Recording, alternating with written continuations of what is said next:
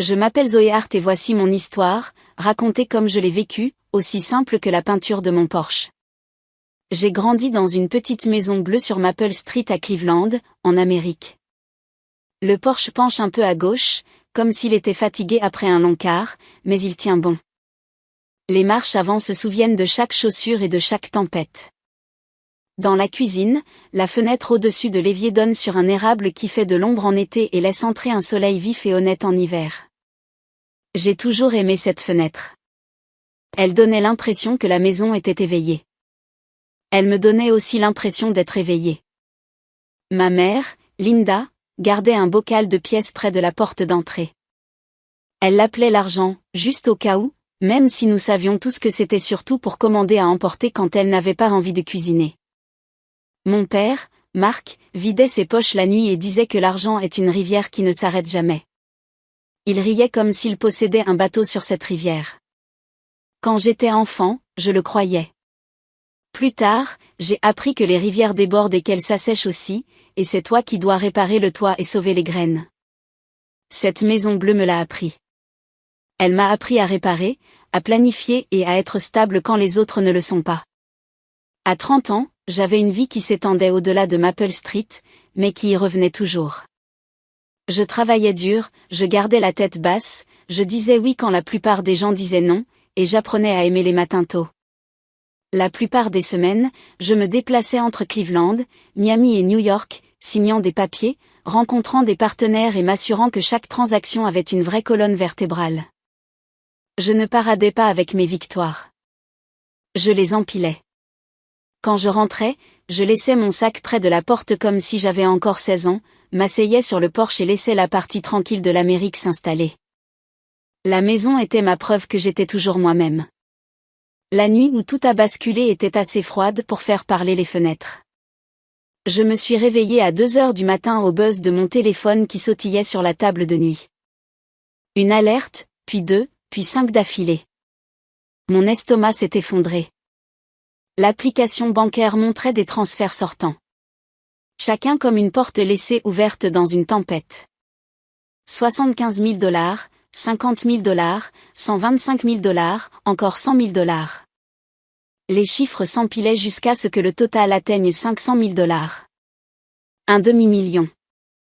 J'ai regardé l'écran et j'ai oublié de respirer. J'ai essayé de me dire que c'était un bug. Comme on se dit que le tonnerre n'est que du bruit. Mais la liste continuait de s'allonger et la rivière dont parlait mon père déchirait ma vie. J'ai appelé la banque, enveloppée dans une couverture, debout près de cette fenêtre de cuisine. Une femme calme nommée Dana a répondu. Elle a parcouru les questions de sécurité, m'a mise en attente, puis est revenue avec une voix qui voulait être douce. Les transferts ont été approuvés à partir d'un appareil de confiance, a-t-elle dit. Et à partir de l'email de récupération, de quel appareil ? Ai-je demandé. Elle me l'a lu. Le téléphone de mon père. L'email de ma mère. J'ai regardé le bocal de pièces près de la porte et j'ai senti quelque chose craquer. De confiance, ai-je répété, et le mot avait un mauvais goût. Dana m'a expliqué comment geler le compte et lancer une réclamation pour fraude. J'ai tout fait, les mains tremblantes, n'entendant que le bourdonnement de mon vieux réfrigérateur et ma propre respiration. Lorsque la ligne s'est coupée, je suis restée dans la cuisine bleue avec le téléphone chaud dans ma paume et la maison froide autour de moi. Je ne pleurais pas. C'était une sensation différente, une sorte de colère calme qui rend chaque détail net. L'érable dehors, la fissure fine dans le comptoir, le courant d'air sous la porte arrière.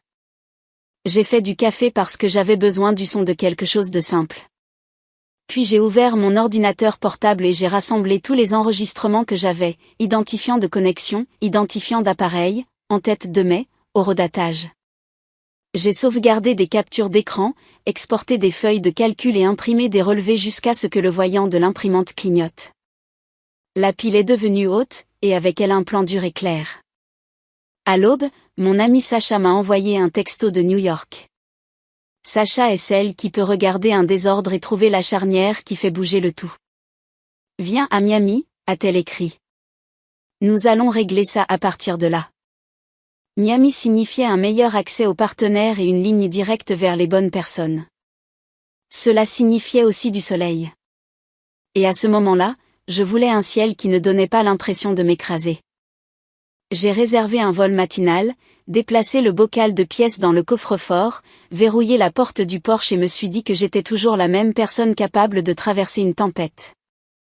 J'ai laissé un mot sur le réfrigérateur pour moi-même. Tu es aux commandes. Avant de sortir, j'ai jeté un dernier regard au salon. Le canapé avait une petite déchirure au bras datant d'un déménagement il y a des années qui n'avait jamais été entièrement réparé. Je détestais cette déchirure avant. Maintenant, je l'aimais. Elle était honnête. Ma vie était divisée de la même manière. Douce d'un côté, couture solide de l'autre. J'ai pris mon sac et j'ai vérifié à nouveau mon compte. Je l'ai. Bien. 500 000 $ partis, mais les dégâts étaient contenus comme une blessure bandée serrée jusqu'à ce que vous puissiez obtenir de l'aide. Je savais quels seraient mes prochains appels. Un avocat à Boston nommé Paul qui ne perd pas ses mots. Un responsable des opérations qui n'a jamais manqué une échéance. Sacha qui attend avec sa voix claire.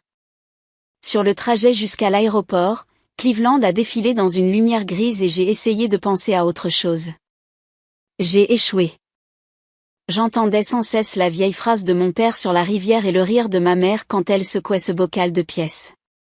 Je me demandais comment nous en étions arrivés là, nous trois sur des rives différentes. Je n'avais pas de réponse complète, mais je savais ceci. La confiance n'est pas un mot que l'on encadre et accroche au mur. C'est une serrure, un grand livre, un ensemble de règles que l'on suit même quand ça coûte. Ce n'est pas froid. C'est prendre soin avec de la colonne vertébrale. Et alors que l'avion décollait, laissant la Maison Bleue derrière moi pour l'instant, j'ai fait une promesse silencieuse. Je définirai les règles. Je maintiendrai la maison debout. Et je récupérerai chaque dollar. Voici la partie que mes parents n'ont jamais connue. La partie qu'ils gardaient derrière des contrats et des sourires calmes. Il y a 2 ans, j'ai acheté une compagnie de croisière, Arbor & Art Cruises, avec mes partenaires Miguel et Grèce. Le capitaine Daniel dirige la passerelle. Léo gère les cuisines. Je signe les chèques, approuve les itinéraires et choisis les tapis que les clients ne remarquent jamais, mais dont ils se souviennent toujours. Nous avons bâti notre nom sur des soins discrets et des lignes épurées. Des navires qui ressemblent plus à une maison de confiance qu'à un centre commercial flottant. J'aimais ça comme ça. Je pouvais diriger une entreprise et me sentir toujours comme la femme de la Maison Bleue sur Maple Street. Au moment où mon vol a atterri à Miami, la trace bancaire était un chemin net sur mon ordinateur portable. Les transferts pointaient directement vers une croisière Grand Atlantique. Cette nuit le long de la côte américaine, une boucle de ville que je connaissais par la silhouette de leur gratte-ciel. L'idée de réservation était audacieuse sur l'écran, la catégorie suite encore plus. J'ai regardé le coût, mon argent, l'idée de mes parents d'un bon moment, et j'ai respiré à travers la chaleur dans ma poitrine. Je n'allais pas faire de scène. J'allais faire un point. Port Everglades était tout soleil éclatant et pièces mobiles. Des porteurs empilaient des bagages en tournette. Un groupe de cuivre près du terminal jouait une version lente de America the Beautiful, et un petit garçon agitait un drapeau en papier comme un métronome. J'ai passé devant une bannière qui disait « Sail America », j'ai présenté ma carte d'opération et j'ai ressenti ce levier particulier que j'éprouve toujours quand la passerelle vibre sous mes chaussures. Il y a un son pour un navire au repos, comme un animal endormi qui vous fait confiance. Dès que j'ai mis le pied à bord, les membres de l'équipage ont hoché la tête avec ce petit respect qui dit « Nous sommes tous dans la même équipe ». J'ai hoché la tête en retour. C'est la règle sur mes ponts. Les titres sont discrets. Les normes sont bruyantes. Je me suis dirigé vers la passerelle d'abord. Daniel se tenait au-dessus d'une carte avec ses mains régulières, grises aux tempes et sa posture comme un mât. « Matin, capitaine », ai-je dit. Il a levé les yeux, a lu mon visage en un instant, et n'a pas posé de questions dont il n'avait pas besoin. « Heureux de vous avoir à bord, Miss Hay », a-t-il dit. « Voulez-vous le statut du navire ?» J'ai secoué la tête. Je vais m'occuper de quelque chose de personnel. Gardez-nous à l'heure. Il a donné un seul signe de tête net. En sortant, j'ai senti une odeur de cannelle venant de la boulangerie en dessous et j'ai imaginé Léo aboyant à une feuille de pâtisserie comme s'ils étaient des recrues. La normalité est un réconfort quand on est sur le point d'entrer dans le pas normal. Le service client se trouvait sous une carte de la côte américaine de la taille d'un mur, parsemée de minuscules lumières chaudes. Ava, notre responsable, s'est redressée en m'approchant. C'est le genre de femme qui peut poursuivre l'orage par son ton. Miss Ai, a-t-elle dit doucement. Comment puis-je vous aider? J'ai glissé l'idée de réservation sur le comptoir et j'ai baissé la voix. Veuillez confirmer le numéro de la suite et les frais des clients. Elle a tapé, les yeux se déplaçant rapidement. Suite 901, a-t-elle dit. Client Linda Ai et Mark Ai. Les noms de mes parents avaient l'air faux sur la lueur de son écran, comme du graffiti sur une peinture propre. Merci, ai-je dit. Pas encore d'alerte pour eux. Je vais frapper. Le couloir menant au pont neuf avait une légère odeur de citron frais et de mer. J'ai observé l'équipage faire ses petits miracles. Un coin est raflé poli pour retrouver sa perfection. Une poussette soulevée sans effort. Un couple nerveux à qui on a montré comment lire leur carte d'accès. C'est le travail qui maintient un navire honnête. J'ai rentré une mèche de cheveux derrière mon oreille et je me suis dit d'être la même. Poli, ferme, exact. Devant la suite 901, j'ai fait une pause. Les numéros en laiton brillaient. J'ai pensé aux 500 000 $ comme à une cloche que je ne pouvais pas désenclencher et j'ai senti ma mâchoire se serrer. J'ai frappé 2 fois. Maman a ouvert la porte dans une robe de soie couleur champagne. Papa se tenait derrière elle, souriant comme s'il avait gagné un prix à un jeu télévisé. La suite derrière eux était toute lumière douce et océan, un bol de fruits et une bouteille fraîche attendant pour faire semblant que l'argent est de la joie plutôt que de la responsabilité. Pendant une seconde, personne n'a rien dit. Puis ils ont fait ce qu'ils ont toujours fait quand ils ne savent pas quoi faire d'autre. Ils ont ri, pas fort, mais assez fort pour piquer. Tu travailles comme femme de ménage ici? A dit papa, et il a réellement fait un clin d'œil. Le genre de clin d'œil qui avait charmé les serveuses et les voisins toute ma vie. Les mots ont coupé, mais ils ont aussi allumé une allumette en moi que je gardais pour le bon moment. Je n'ai pas bronché. Je n'ai regardé ni la robe, ni les fruits, ni l'océan, essayant de les flatter vers une meilleure version d'eux-mêmes. Je n'ai regardé que leur visage. Non, ai-je dit, gardant ma voix régulière, prudente. Je suis la propriétaire. Ils n'ont pas cligné des yeux, alors j'ai ajouté la vérité la plus simple que j'avais. Et vous n'avez pas payé vos factures. J'ai laissé la phrase atterrir et je n'ai rien dit d'autre, car le silence peut être un grand livre si vous l'utilisez correctement. Derrière moi, le navire a émis un petit ronronnement satisfait, comme si la coque elle-même avait pris mon parti. La bouche de maman s'est ouverte, puis refermée, comme la poignée d'une porte coincée. Le sourire de papa s'est relâché, puis a essayé de se reconstruire et a échoué. J'ai regardé la réalisation ramper sur leurs traits, chaque étape plus lente que la précédente. On peut voir des gens intégrer de nouveaux faits dans de vieilles histoires. Cela ressemble à quelqu'un qui essaie de boutonner le mauvais manteau. Je n'ai pas triomphé. Je n'ai pas rempli l'espace d'un rire facile ou d'une parole plus douce.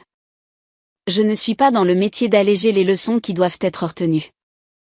Je me tenais carré et j'ai respiré l'air de citron de mon couloir et j'ai laissé la vérité finir son travail. Leurs yeux se sont élargis et sont devenus rouges. J'ai conduit mes parents au salon Aurora, une pièce calme avec du bois pâle, de hauts plafonds et des fenêtres qui rendaient l'océan visible à portée de main. Le navire a quitté Miami pendant qu'un trio jouait de la guitare douce près du bar. Une brochure sur la table promettait un service aussi grandiose que l'Europe, mais tout ce dont j'avais besoin était la simple vérité de l'Amérique défilant en eau bleue et en sillage blanc. J'ai pris une inspiration, ouvert mon ordinateur portable et laissé les chiffres remplir l'écran. La mer parlait d'un bourdonnement régulier. Je l'ai fait correspondre avec une voix régulière. Voici le montant, ai-je dit, en tapotant le grand livre. 500 000 en transfert pour mon compte, plus les frais que vous avez approuvés. Extra gourmand, visite privée, vol de vin premium. J'ai glissé une facture imprimée sur la table, des lettres noires claires sur du papier blanc. Propriétaire Zoé Aïe. Leur nom était en dessous. Linda Aïe, Marc Aïe. Le total était en bas comme une pierre, 500 000 $ avec une note sur les frais de service qui rendait la pierre plus lourde. Je n'ai pas haussé la voix. Je ne l'ai pas non plus baissée. Ce n'était pas une dispute. C'était une facture. La bouche de maman s'est ouverte, puis s'est fermée. Papa s'est frotté le front comme si les chiffres pouvaient baver s'il appuyait assez fort. Il a tenté un rire qui n'est pas arrivé. Tu ne peux pas être la propriétaire, a-t-il dit. La moitié pour moi, la moitié pour la fenêtre. J'ai envoyé un SMS rapide. En 1 minute, Grace est entrée, nette et gentille, suivie de Léo juste derrière elle, les manches retroussées à cause de la chaleur des cuisines.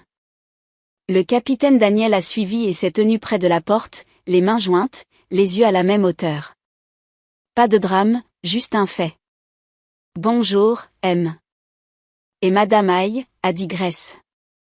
Madame Aïe m'a demandé d'être présente. Leurs visages ont changé. Vous pouviez voir la vieille histoire se fissurer. Je n'avais pas besoin de votre approbation pour devenir plus que l'enfant de la Maison Bleue sur Maple Street, ai-je dit. Mais j'avais besoin que vous n'ayez pas piraté votre fille. Dire le mot pirater semblait étrange dans ma bouche, comme la mauvaise clé dans une serrure. J'ai pensé à la maison de Cleveland, au porche qui penche, au bocal de pièces près de la porte. J'ai pensé à la phrase de mon père sur l'argent étant une rivière, et à quel point il souriait toujours quand il disait ça. J'ai gardé les yeux sur le grand livre. La confiance n'est pas une rivière.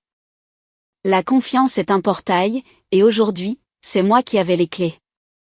J'ai exposé les conditions comme j'expose un plan d'itinéraire. Simple, exact, et écrit. Soit vous transférez le montant total de retour au prochain port, ai-je dit, soit la comptabilité annulera cette réservation, ajoutera des frais, et remettra le dossier à notre avocat, Paul Whitman à Boston. Si cela arrive, il y aura plus de frais. Beaucoup plus. J'ai poussé une deuxième page vers eux. Des options, des délais, des détails d'itinéraire. Vos clients sur le navire, ai-je ajouté. Je vous traiterai comme n'importe quels autres clients, équitablement avec des règles claires. Ça a fait mal de le dire comme ça, mais la douleur n'est pas la pire des choses. La pire des choses est un mensonge qui continue. Papa a essayé de transformer le poids en une blague. Nous allions le rembourser, a-t-il dit, comme si les mots pouvaient compter comme de l'argent. Maman a tendu la main vers moi, puis l'a retirée. Nous voulions juste une bonne semaine, a-t-elle murmuré. Nous voulions nous sentir comme des gens qui peuvent respirer.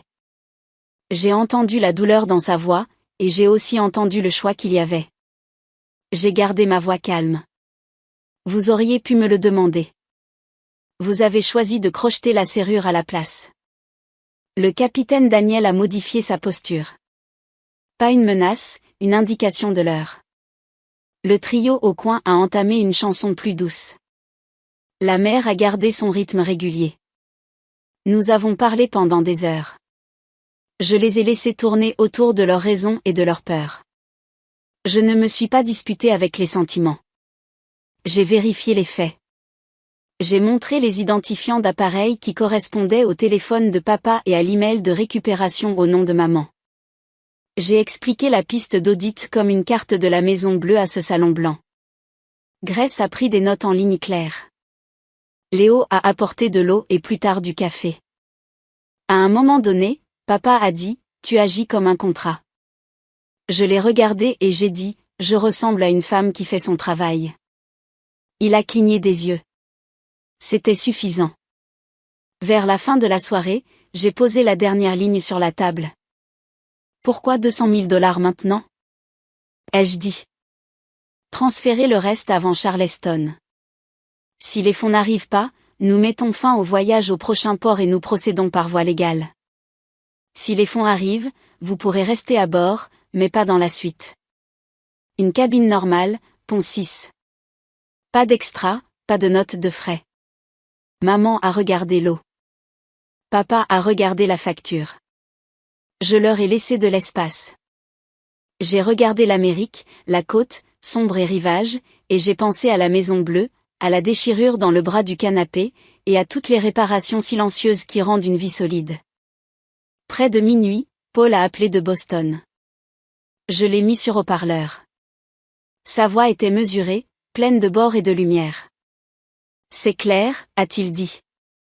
Ouirez le premier montant ce soir, et nous noterons bonne foi. Maman a hoché la tête petit et rapidement. Papa a trouvé son téléphone avec une main rigide. Nous avons attendu pendant que le premier virement se déplaçait comme un train lent dans un tunnel. Un carillon a retenti. Paul a confirmé. 200 000 $ reçus. Le soulagement n'avait pas un goût doux. Il ressemblait à une porte qui se fermait comme elle aurait dû se fermer depuis le début.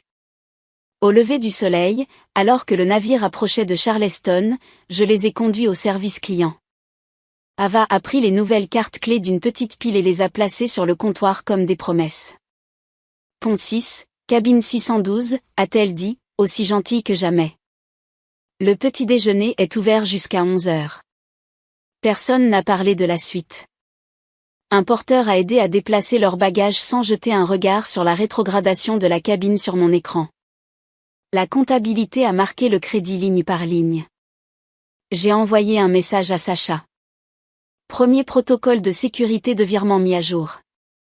Merci. Elle a répondu avec un pouce levé et 3 mots. Tenez votre ligne. J'ai regardé la ville apparaître. Quai, grue, un ciel clair du matin, et j'ai senti le navire respirer avec la marée. Ce n'était pas une victoire. C'était équilibré. L'argent n'est pas l'amour, et l'amour n'est pas une dérogation aux règles. L'argent est des mathématiques, et l'amour est un choix que vous faites une fois que les mathématiques sont honnêtes. J'ai pensé à Cleveland et au Porsche qui a toujours besoin d'un nouveau renfort.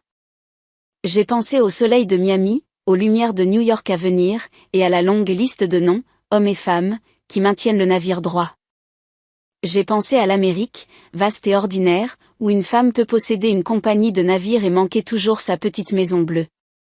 Puis j'ai fermé le grand livre et je suis retourné au travail. Nous avons accosté à New York sous les applaudissements des voyageurs du week-end. Le groupe sur la jetée a entamé une mélodie entraînante qui sautait sur le verre du terminal comme un caillou sur un étang. Je me suis tenu au rail et j'ai regardé les palettes de fruits rouler sur la rampe pour le retour à Miami.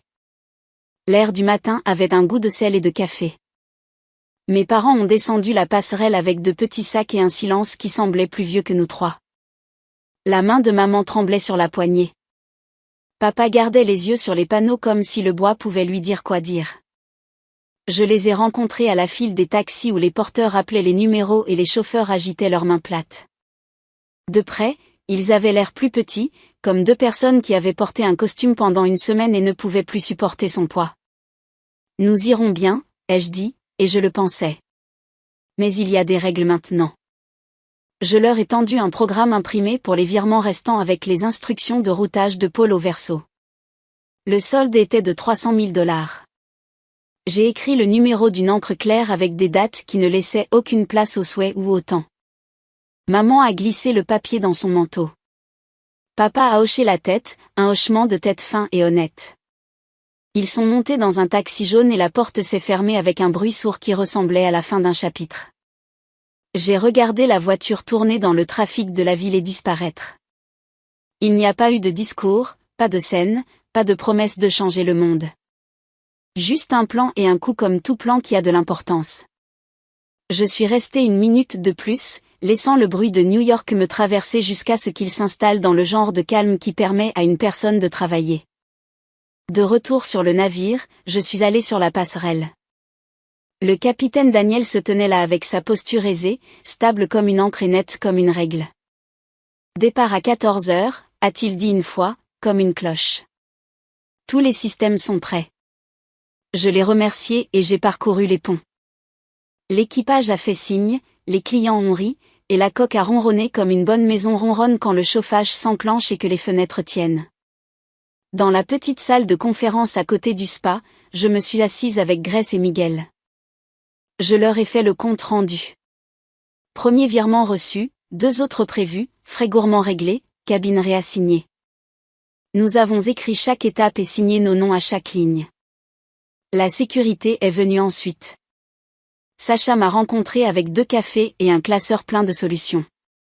Nous avons déchiré l'idéalage des appareils de confiance et avons établi de nouvelles règles en ligne claires.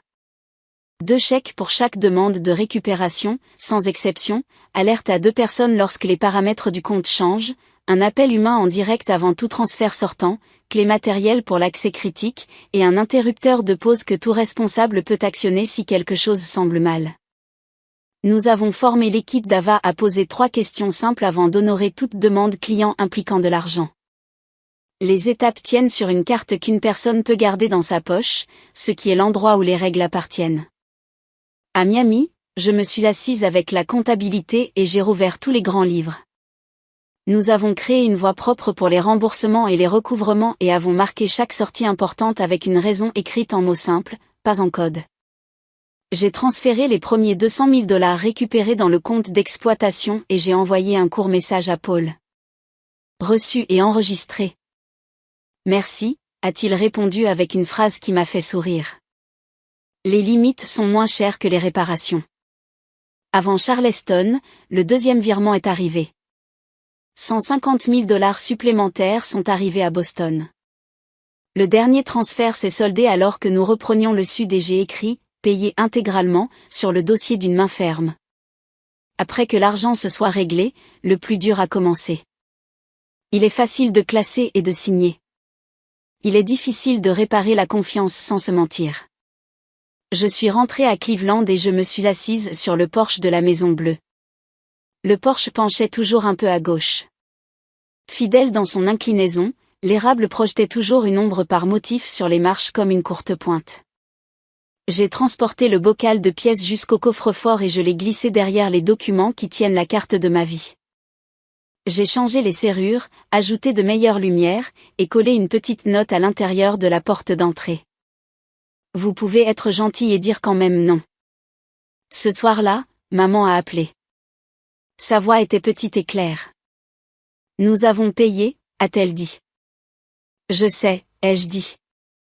Merci. Il y a eu une pause silencieuse où nous pouvions toutes les 2 entendre le même carrefour. On peut passer ? A-t-elle demandé.